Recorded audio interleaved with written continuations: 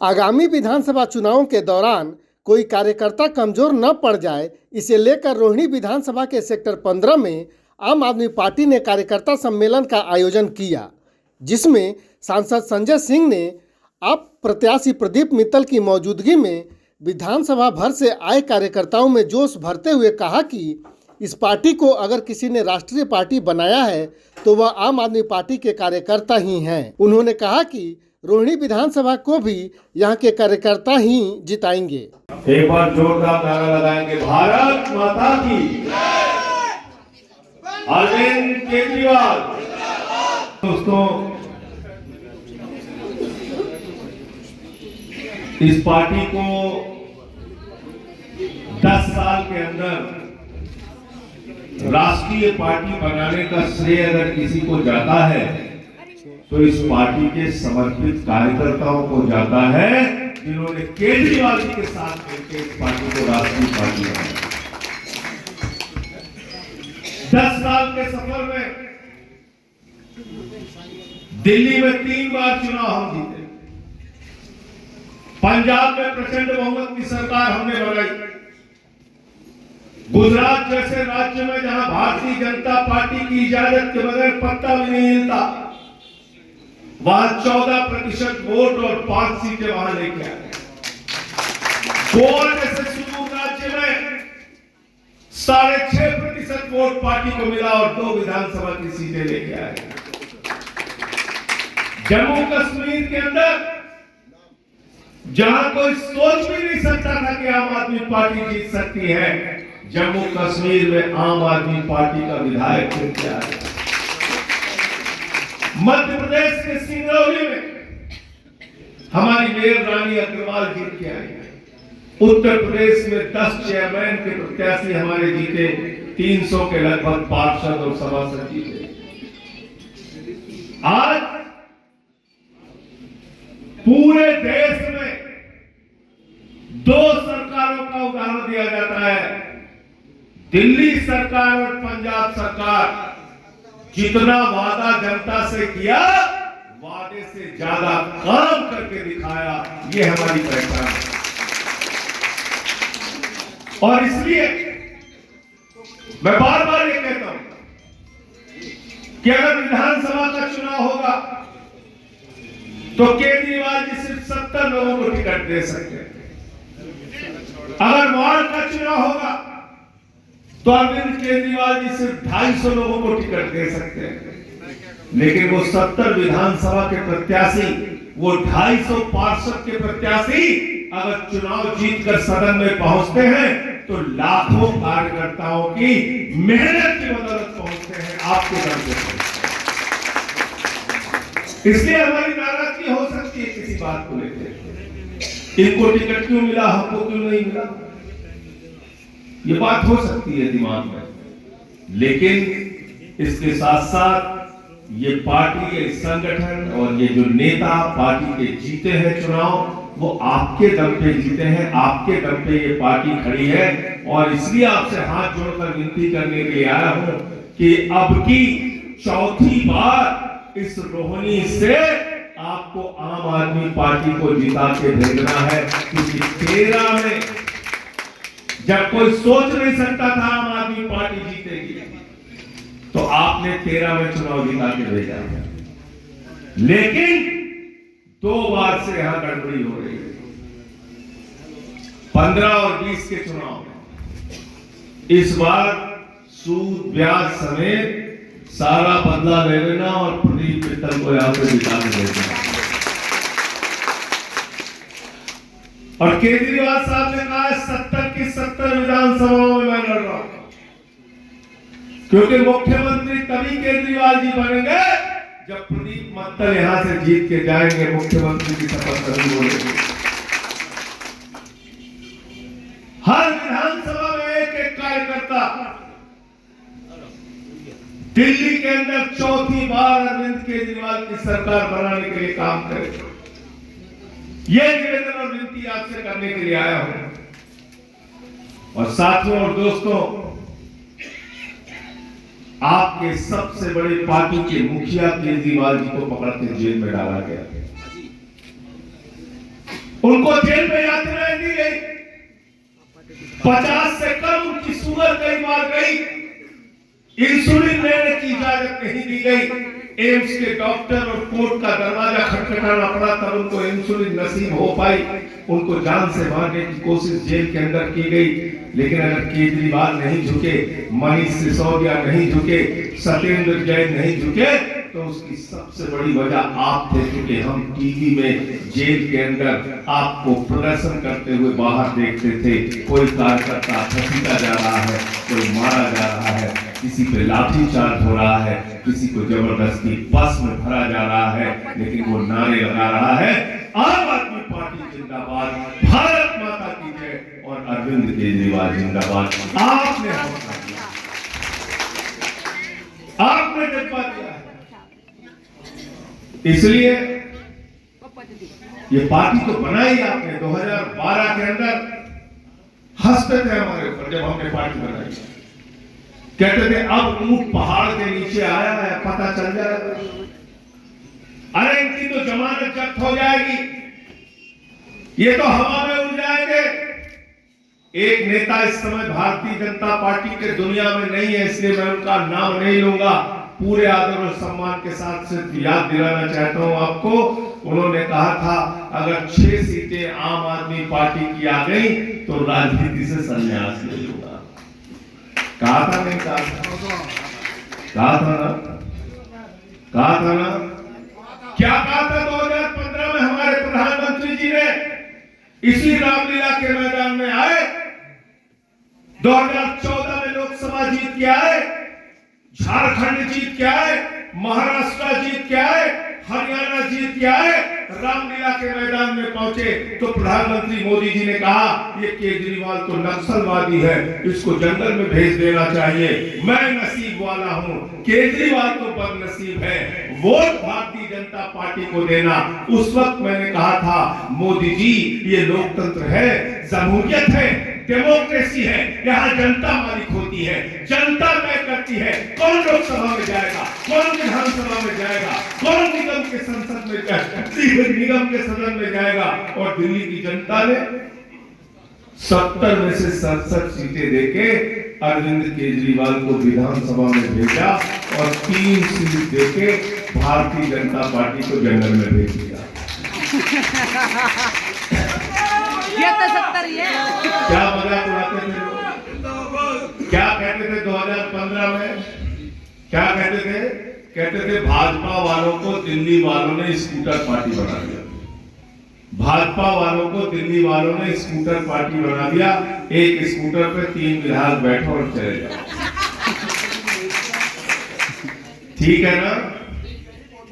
फिर 20 का चुनाव हुआ।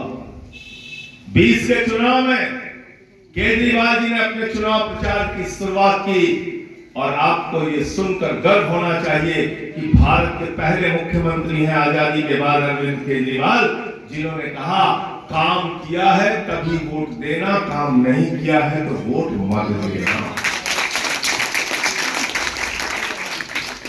आज कहां जा रही है भारत की राजनीति? जाति के नाम पे वोट मांगते हैं, धर्म के नाम पे वोट मांगते हैं, मंदिर के नाम पे वोट मांगते हैं, मस्जिद के नाम पे वोट मांगते हैं। अरे आम आदमी पार्टी का कार्यकर्ता गर्व से स्कूल के नाम पर वोट मांगता है, फ्री बिजली के नाम पे वोट मांगता है, मोहल्ला क्लिनिक के नाम पे वोट मांगता है, फ्री पानी के नाम पे वोट मांगता है, माताओं बहनों की बस की फ्री यात्रा के नाम पे वोट मांगता है, बुजुर्गों की तीर्थ यात्रा के नाम पे वोट मांगता है और इस बार कहने जा रहा है माताओं बहनों के खाते में 2100 रुपए हर महीने पहुंचेगा। संजय भैया जिंदाबाद, संजय भैया जिंदाबाद। गलत तो नहीं कह रहा हूँ? गलत तो नहीं कह रहा हूँ? इसलिए एक हमारे यहाँ ममीरे का सुरमा बिकता है बरेली में, उसमें ऊपर लिखा रहता है नक्कालों से। तो बीजेपी वाले अभी आएंगे चुनाव में, उनके पास कोई मुद्दा नहीं है, हिंदू मुसलमान करेंगे, मंदिर मस्जिद करेंगे, जैसे ही वो हिंदू मुसलमान करें आपको आपको एक स्वर में कहना है, स्कूल अस्पताल, स्कूल अस्पताल, स्कूल अस्पताल, स्कूल।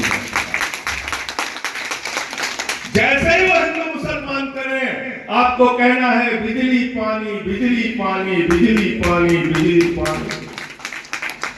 जैसे ही वो हिंदू मुसलमान करें, आपको कहना है महिलाओं के फ्री बस की यात्रा, महिलाओं के फ्री बस की यात्रा, बुजुर्गों की तीर्थ यात्रा, बुजुर्गों की तीर्थ यात्रा।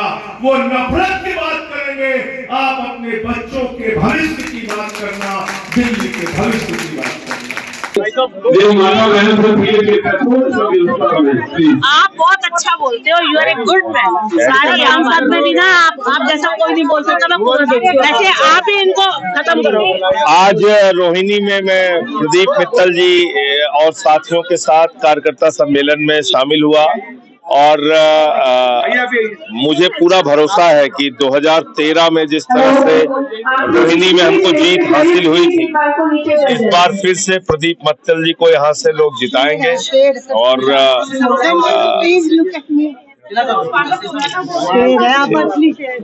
संजय जी, रोहिणी जो है विपक्ष के नेता है, पूर्व में अध्यक्ष रहे हैं, आप लोग इसको कैसे देखते हैं, कितना चुनौतीपूर्ण देखते हैं? देखिए, रोहिणी में 2 बार से जरूर वो चुनाव जीत रहे हैं, लेकिन उनकी नेगेटिविटी है। और देखा आपने कि सदन में किस तरह से विजेंद्र गुप्ता जी ने कहा कि दिल्ली में कानून व्यवस्था कोई मुद्दा नहीं है, यहाँ महिलाओं के साथ गैंग रेप हो रहा है, उनको सड़कों पे घसीटा जा रहा है, गैंग रेप करके गैंग वॉर हो रही है, यहाँ व्यापारियों से अवैध वसूली हो रही है, उनके ऊपर गोलियां चलाई जा रही हैं। मुझे लगता है कि दिल्ली जो है आज की तारीख में वो क्राइम कैपिटल के रूप में तब्दील हो गया है। और इस विधानसभा के विधायक और बीजेपी के सदन में नेता वो कह रहे हैं कानून व्यवस्था कोई मुद्दा नहीं है। तो 10 साल में रोहिणी उनके नेतृत्व में पीछे गया है और इस बार फिर से आम आदमी पार्टी यहाँ मजबूती से चुनाव भी लड़ रही है और जीतेगी। देखिए, मैं सबसे पहले तो आदरणीय संजय सिंह जी का बहुत बहुत धन्यवाद करना चाहूंगा कि उन्होंने आज अपना कीमती समय निकालकर रोहिणी के सभी छोटे से छोटे कार्यकर्ता से वो मिले और एक उम्मीद, एक जोश के साथ उन्होंने संदेश दिया कि किस तरीके से हम रोहिणी विधानसभा को जीतेंगे और आने वाले टाइम में अरविंद केजरीवाल जी को चौथी दफा दिल्ली का मुख्यमंत्री बनाएंगे। देखिए, 10 साल से जिस तरीके से आम आदमी पार्टी ने दिल्ली के अंदर बहुत काम किया है, अरविंद केजरीवाल जी ने दिल्ली के आम लोगों के लिए बिजली, पानी, हेल्थ, एजुकेशन और महिलाओं के लिए बस यात्रा फ्री, बुजुर्गों के लिए तीर्थ यात्रा फ्री, और अभी अभी आप देख सकते हैं कि 2100 रुपए जो हर 18 साल से ऊपर की माता बहनों को मिलेंगे। तो एक बहुत सारा काम दिल्ली का एक बड़ा बेटा होने के नाते उन्होंने दिल्ली वासियों के लिए किया है।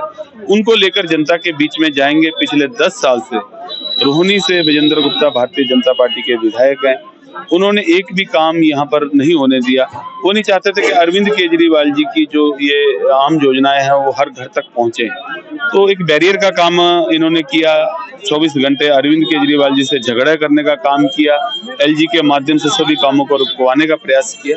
तो हमारी सबसे पहले यही रहेगा कि जो ये योजनाएं हैं दिल्ली रोहिणी के अंदर लागू हों, और साथ ही साथ जो सुरक्षा का बड़ा मुद्दा रोहिणी के अंदर है, जो जैसे कि इन्होंने विधानसभा के अंदर बोला कि ये सुरक्षा कोई मुद्दा नहीं है, और देख सकते हैं कि रोज आए दिन चोरी की घटनाएं हो रही हैं, बलात्कार जैसी घटनाएं हो रही हैं, हमारी माताएं बहनें सेफ नहीं है, फिरौतियां मांगी जा रही हैं, हमारे बुजुर्ग सेफ नहीं है, वो अगर पार्कों में जा रहे हैं तो डर है।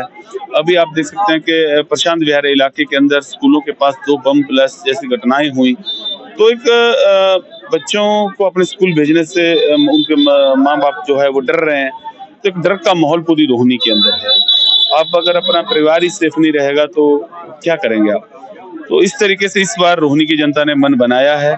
इन सभी मुद्दों को लेकर हम जनता के बीच में जा रहे हैं, और जनता भी यहाँ पर ये विश्वास दिला रही है कि इस बार जो है हम आम आदमी पार्टी का विधायक यहाँ से बनाएंगे और अरविंद केजरीवाल जी को इस बार रोहिणी से भारी बहुमत से जिताएंगे।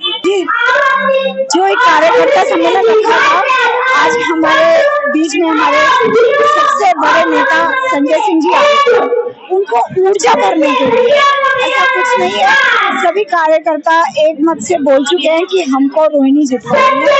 ऐसा कुछ भी कहीं मेरे को सुनने में नहीं आया, नजर नहीं आया। एक ऊर्जा भरनी थी, सब लोग ऊर्जावान हो गए हैं, अब आगे काम करें। इससे पहले अभी हमने पदाधिकारी सम्मेलन किया था और वहाँ पे सभी, मेरे को कोई भी ऐसा कार्यकर्ता नहीं मिला जिसने नहीं कहा कि मुझे रोहिणी, मतलब इस बार हम रोहिणी जितानी नहीं है। मैंने एक ही बात कही उनसे कि इस मोटो से निकलिए कि इस बार आपको रोहिणी को जिताना है और अभी नहीं तो कभी नहीं के मोटो से आप लोग आइए। तो सब लोगों ने हुंकार भरी, सब लोग तैयार हैं रोहिणी को जिताने के लिए। जब से प्रदीप मित्तल जी का नाम यहाँ पे अनाउंस हुआ है तब से जो है रोहिणी में एक नया जोश, एक नई लहर सी है, क्योंकि यहाँ पे सबको मालूम है कि रोहिणी की सीट शुरू से लेकर के अभी तक यहाँ पे हमारी सरकार से कोई नहीं था।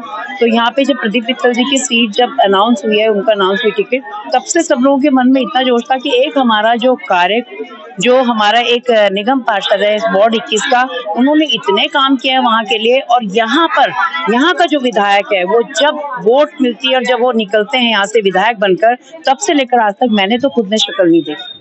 तो मैं यहीं की रेजिडेंट हूँ, मैंने आज तक उनकी शक्ल नहीं देखी कि कभी वो आकर उन्होंने कोई राउंड लगाया हो, कुछ किसी प्रॉब्लम पूछी हो, कोई सम्मेलन हुआ कार्यकर्ता जहाँ पे हम अपनी बात रख सकें, ऐसा कभी भी नहीं हुआ। तो बिल्कुल हम लोग बहुत पॉजिटिव हैं इस चीज से। चुनाव जीतने के लिए आसान्वित है? बिल्कुल हम चुनाव जीतने के लिए आशान्वित है और बिल्कुल 100% जो है हम लोग पूरी मेहनत लगा देंगे। और क्योंकि यहाँ पर पहले जो कुछ भी हो चुका है पहले इस विधानसभा में, हमारी तरफ से हमारी पूरी की पूरी जो टीम है और जो पूरी की पूरी हमारी यहाँ पे विधानसभा की जो जनता है, वो आम आदमी पार्टी से बहुत प्रेम करती है और वो चाहती कि आम आदमी पार्टी का कैंडिडेट यहाँ से जीते। और हमारी पूरी कोशिश रहेगी लास्ट मोमेंट तक कि हम यहाँ से अपना कैंडिडेट को जिता कर रखें।